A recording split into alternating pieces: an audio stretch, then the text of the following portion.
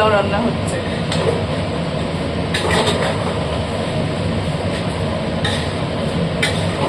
আগে যখন চালটা আমি মেখে রেখেছিলাম তখন মনে ছিল না যে ভিডিও করতে হবে, এখন হঠাৎ মনে পড়লো তাই ভিডিওটা করছি।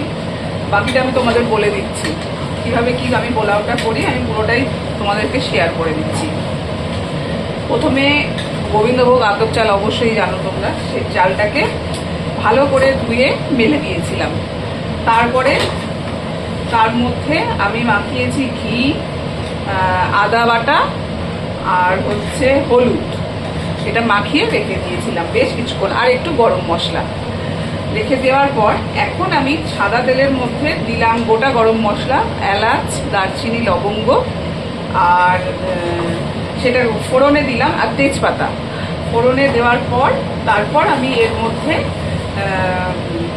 একটুখানি কাজু আর কিশমিশ, যেটা আমি জলে ভিজিয়ে রেখেছিলাম, সেটা সামান্য একটুখানি আমি করলাম, তেলে একটু নেড়ে নিলাম।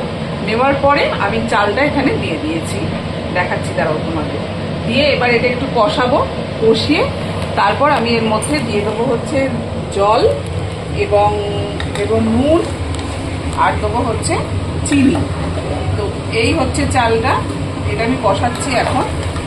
এরপর আমি মধ্যে জল অ্যাড করব, নুন অ্যাড করব, আর চিনি অ্যাড করব, আর হচ্ছে কাঁচা লঙ্কা।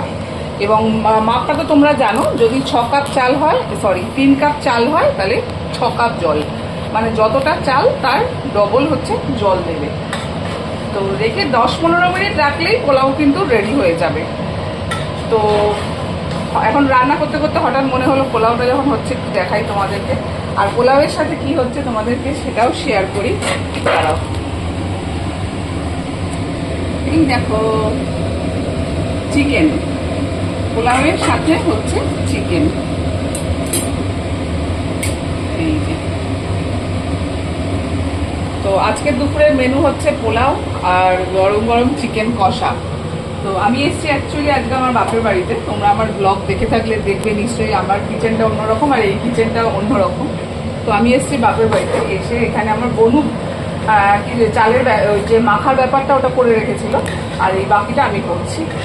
তো কেমন হলো রান্নাটা অবশ্যই তোমাদের সাথে পরে খাবার পর বলতে পারবো।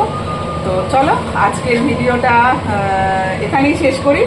হঠাৎ মনে করলো তোমাদের সাথে একটু শেয়ার করি, কারণ যা কিছু ভালো আমার মনে হয় তোমাদের সাথে শেয়ার করতে, তো সেই কারণেই তোমাদের সাথে শেয়ার করলাম। এই হচ্ছে পোলাও, এই হচ্ছে চিকেন। তো চলো টাটা, বাই।